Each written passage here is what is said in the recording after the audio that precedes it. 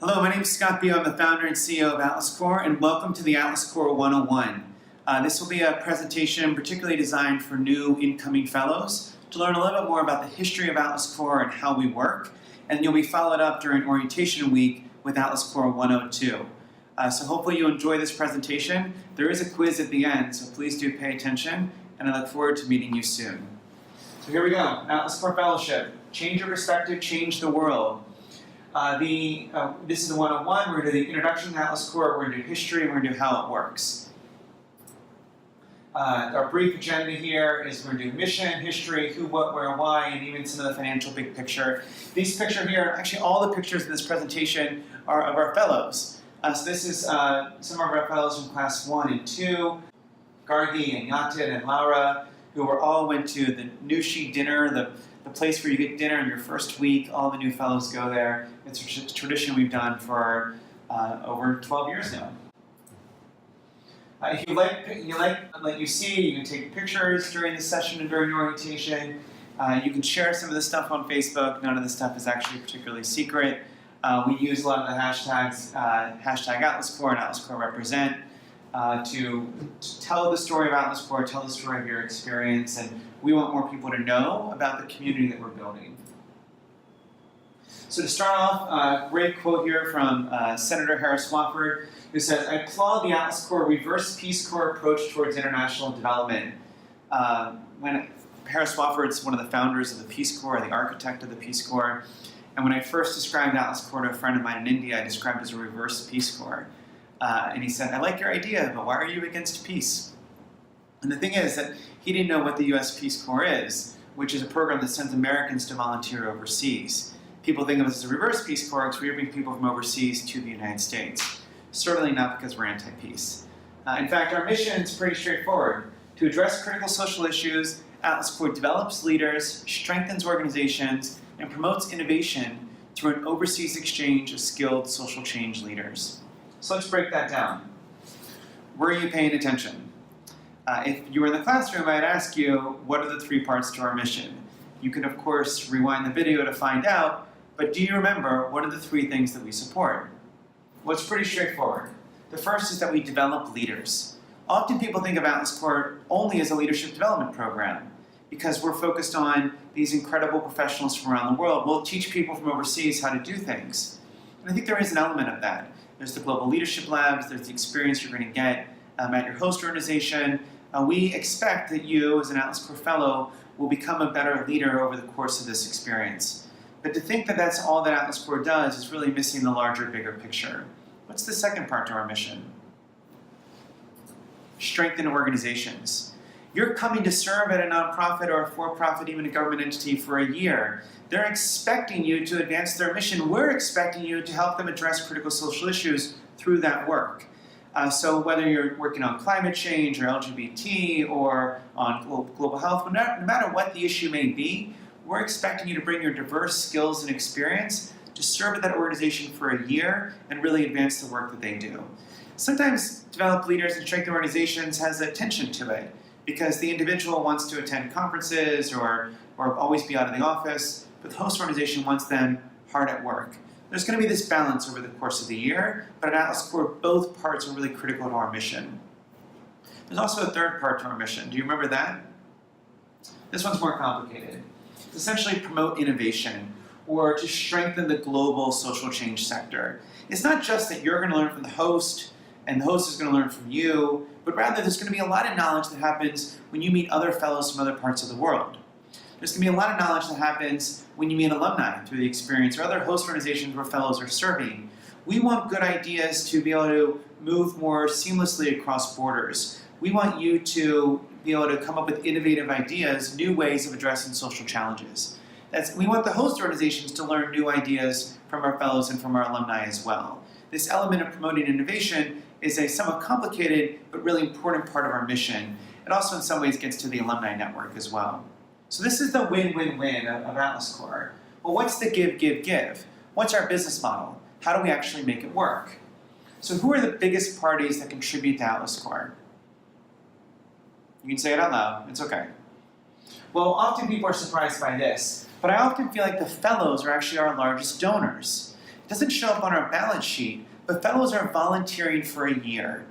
They're not receiving a salary. You will not receive what is typically a salary in the United States here, but rather are volunteering for a pretty limited stipend, covering, shared housing, public transportation to work, like, cooking at home. You could make more money in other jobs, even probably in your own country. So fellows, by volunteering for a year, by giving a year of their life to the world, are making a very important statement of the importance of global service, but also in many ways are our largest contributors at Atlas Corps. We couldn't run this program and pay fellows a salary, both because we couldn't afford it and also because the visa wouldn't actually allow it. So fellows both are one of our largest contributors and hopefully also one of our largest benefactors as well. Who else contributes? Well, host organizations. Host organizations pay a cost share that covers the majority of the expenses. When you look at the big picture of Atlas Corps, it's about 2/3 of our budget comes from host organizations. So whether it's a for-profit entity like Microsoft or IBM, or even a nonprofit like CARE, Save the Children, they're paying a cost share that covers a percentage of the cost. Now, we actually charge for-profits more than we charge nonprofits, so it's not always exactly the same cost. But when you look at the big picture of our budget, it's about 2/3 of our budget. So they are, on our balance sheet, host organizations are our largest donors.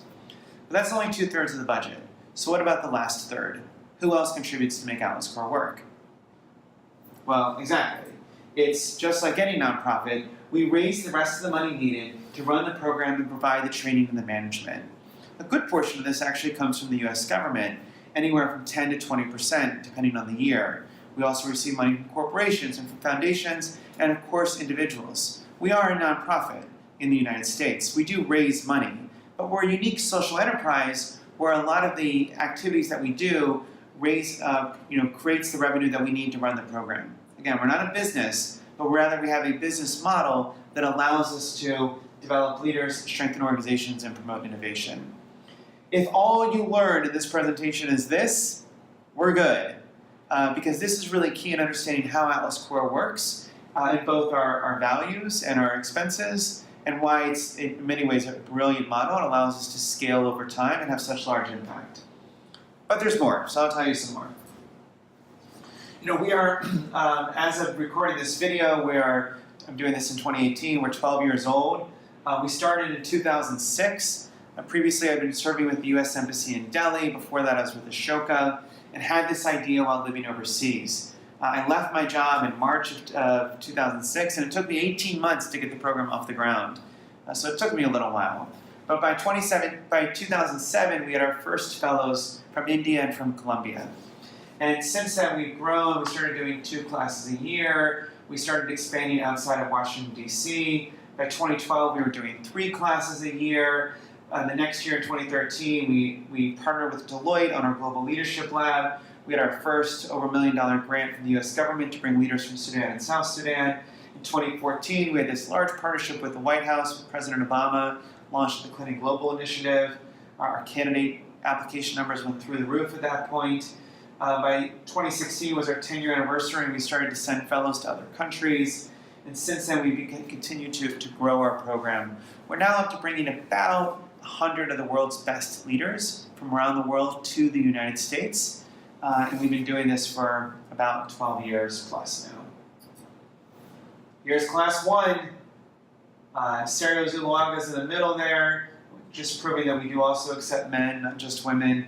We certainly have the majority of our fellows are women. But these were our pioneers. These were our first fellows who came in 2007, all from India and Colombia. Over the years, the classes grew. This is class 4 and 5. A few years later, you can see there in the back row is Abby Robinson, who then later joined our staff. And we have now fellows not just from India and from Colombia, but we have our first European fellow, Olivier, for example. We have one of our first fellows from Pakistan, Shamila there. Nice, continue to grow mix. The groups are getting larger. This is class 5 and 6. We've got Benga in the middle there from Nigeria. Abby still is in the picture, which is great. The program keeps growing. By class 13, 14, and 15, the group's getting a little more rowdy. We like that. And so really too many to name. And again, we're all taking our picture by the Longfellow statue there, and the groups keep growing. This is a winter class. You can see the winter jackets. And so obviously I could show you a lot of pictures. But the groups have grown over time now. Now we're bringing about 4 to 6 classes a year. Every 2 or 3 months, a new class comes. So Atlas Corps, we're developing the world's social change leaders. I like to say the world's best social change leaders, but there's a lot of great leaders out there. We engage social change professionals, so not students, but professionals, in a 12 to 18-month direct service fellowships, primarily across the United States. We do partner with other organizations to send fellows to Colombia, Malaysia, or Australia, but this presentation is really focused on the United States, and really most of our work is focused on the United States right now. We do what we would call civil society training, or global leadership labs, which includes both immersions, which are classroom-based experiences, but also conferences and webinars and other distance learning aspects to our program to really strengthen the individual's experience through our global leadership labs. We provide ongoing networking and service opportunities, and really a robust alumni network. For example, here, this is a Facebook post from one of our fellows, Tukumbo, who is British but of Nigerian descent. Talks about how the last day of the Atlas Corps Global Immersion Training at a synagogue with fellows and staff from 23 different countries and 6 different faiths. You can actually tell this is from a few years ago, because now you're going to have 50 different countries in the Global Leadership Labs. And all the other fellows comment, like Joyetta, that she's sad the training's ending. Abby's right there saying it was awesome. Heba talks about the energy from the event. The synagogue was really the location. They have a training space that we used in the past. Or another perspective on the fellowship from Natasha, one of our alumni from India, who writes, that amazing moment when you realize that home is no longer the place where you grew up. In fact, it isn't bricks and cement at all. Suddenly home is a bunch of people from around the world who can make any day perfect by cooking you delicious food, which is kind of a requirement in our program, playing drinking games, absolutely not a requirement, taking selfies, probably a requirement, dancing, and mostly just being their crazy selves. And you know, Narayan and Terry from Mexico and Tushar from India talk about the building the bonds between other fellows. Terry, who's from Mexico, talks about being the first Latina Indian. You know, they talk about this community. When you talk to our alumni, it's the bonds between other fellows that are actually the most important aspect of the fellowship. In fact, there are fellows here who didn't even serve at the same time, who weren't even fellows in the same year or in the same city, but became friends through the Atlas Corps Fellowship. It is probably the most exciting thing about Atlas Corps, is this global community that we're building through this one-year fellowship. Not everyone knows Atlas Corps, but certainly, especially in the United States, people know our host organizations. Not only do we bring the world's best leaders, we've placed them in the world's best organizations. This is not a comprehensive list, it's more of our big-name organizations, including some of our big-name nonprofit partners like American Red Cross, or Mercy Corps. You know, we have spanned the political spectrum from the Heritage Foundation to the Human Rights Campaign. We've done even government entities like the Peace Corps, or CARE, or the United Nations Foundations. Amazing host organizations, both big and small, international and domestic, who've hosted our fellows. And even increasingly so, corporate partners. We believe that the nonprofit sector doesn't have a monopoly on good ideas, but that in fact a lot of nonprofits, a lot of for-profits are also making a big difference in the world. So the work that we're doing with IBM, for example, in advancing their corporate service corps, they've had multiple fellows serve on their team, or Microsoft in getting internet access to people around the world, including in rural parts of the United States, or Deloitte, or Airbnb. We had a Libyan fellow who served at Airbnb. We believe these corporations are also advancing a social cause, and fellows will often serve at companies doing that type of work. And why? So why found Atlas Corps? What are our founding insights? And it's important to know these because they're still very much true today. So the first is that this experience that I had, having served at the U.S. Embassy in India, and before that in Bosnia, and actually since then in Cuba, and Colombia, and Mexico, and Pakistan, all over the world. You know, everywhere I've gone, I always meet smart, talented, passionate people who want to make the world a better place. In big cities and small towns, in wealthy nations and more developing ones, talent in this world is universally distributed. but opportunity is not. As a white male born in the United States, I can go to 160 countries and not even need a visa to enter. But the same isn't true for that fellow from Yemen, not even that fellow from Mexico or Canada. There are more barriers to entry that prevent what we would call global service leadership. That even though there are people all around the world who have skills and talent and want to make a difference, they don't have the same opportunity that I might when it comes to leveraging those skills, particularly in the international space, particularly through global service leadership. And so we wanted to give an opportunity to the world's best social change leaders to come and serve in the United States, both to learn and also to serve. Both to gain skills, experience, and knowledge, and to share experience, skills, and knowledge. Not just with the organizations, but with each other as well. So talent is universally distributed, but opportunity is not. That was true in 2006, and it's still very much true today. The second is that international barriers prevent global service leadership, especially from the global south to the north. And so this is what I'm also talking about when it comes to visas, but it's more than that. As an American, if I move to Nairobi, it's actually cheaper for me to volunteer in Kenya than it is for a Kenyan to volunteer in DC. DC is a more expensive city. Not only is there the financial difference, but my religious community, my school, my government, my friends will all pay for me to go. I can do a Kickstarter campaign or go on the Peace Corps or go through an academic program or a religious program. There are a lot more financial opportunities in addition to lower barriers for an American, even of different economic classes, to be able to volunteer overseas. And that for the Kenyan or really any country to come here, there's so many international barriers that exist, primarily financial and visas, but even others. And we also believe the founding principle of Atlas Corps is still very much true today, is that we believe the most effective way to address critical social issues is by developing leaders. Now, people have different theories of change. Shoko believes in supporting social entrepreneurs and having more people to start organizations is key to affecting change. There are other people that believe in fighting for transparency in government or more efficient in the nonprofit sector or for-profit companies that are better responsible citizens. There are a lot of theories of change in the world, many that are quite valuable. But we fundamentally believe that the world needs better trained leaders who are networked and supported, and particularly leaders of color, leaders from populations that are not always represented, leaders from countries and people and communities that aren't always at the table. They don't have the same opportunities to have their voices heard.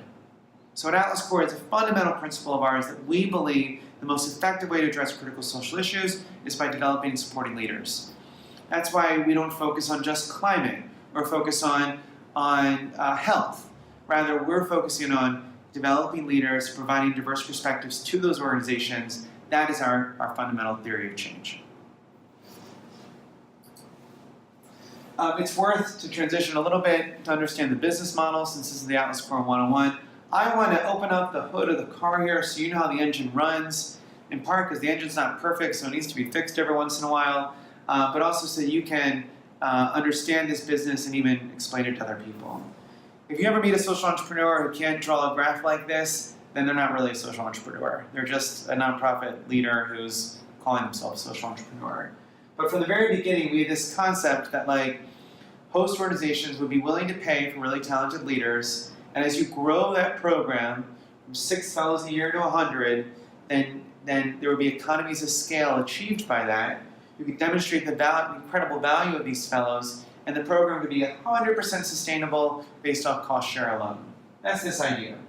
We start with about 6 fellows. By about now, we get to 100, and then all of a sudden our program is sustainable. This was the original model. But, original plans don't always work. Most of this did. As the number of fellows grew, the cost per fellow did decrease, and we were able to increase the cost share for host organizations. But the truth is, it's a little bit more complicated. In this graph here, you can see that the average cost for each fellow has gone down. That's this top line, from $50,000 to $40,000. Expenses are actually a little bit off here, but it's between $40,000 and $50,000 for a fellow. The thing is, we just keep putting more money back into the program, but nonetheless, the costs have gone down. And then the blue line here is actually the host organization cost share, which has gone up over time. It's getting close to $35,000 now on average. But then we've also gotten money from the US government, from other foreign governments, from strategic partners to advance our work. And this, again, this is an individual look, a per fellow look, but it's true for the entire organization as well.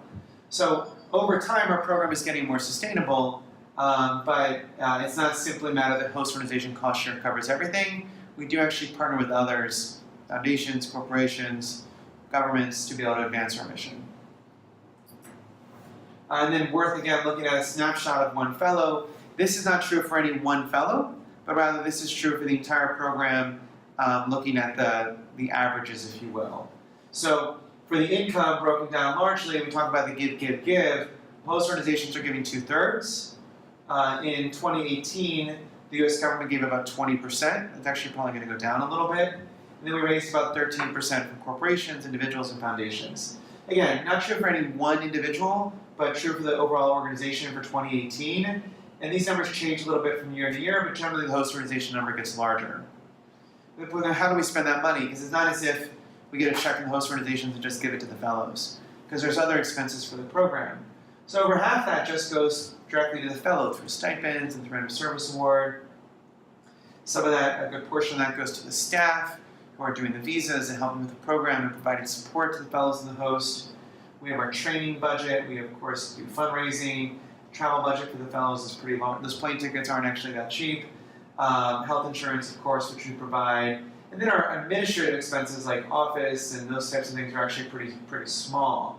So this is a big picture view of how our expenses go at Alice Corps. Okay, you know, it's pretty good. That's what I was hoping to do. So that's the Alice Corps 101. This link here is a 10-question quiz that you now need to take if you're an incoming fellow into our program. And hopefully in a few weeks, if you're not far away from your orientation class, you'll get the Alice Corps 102, and I'll quiz you on some of this knowledge as well. For you fellows that are packing up and saying goodbye to your families, I know this is an exciting time of transition. So spend that time with your family, get ready for your transition, be excited for the year ahead. Read as much stuff as the program team is sending you, because we want you to be prepared and ready for a very successful year ahead, which will have all sorts of challenges associated with it, but really will have the incredible benefit of growing and being a part of this amazing community of social change leaders. So if you're a new fellow about to join, congratulations, and I look forward to seeing you sometime soon. Thank you.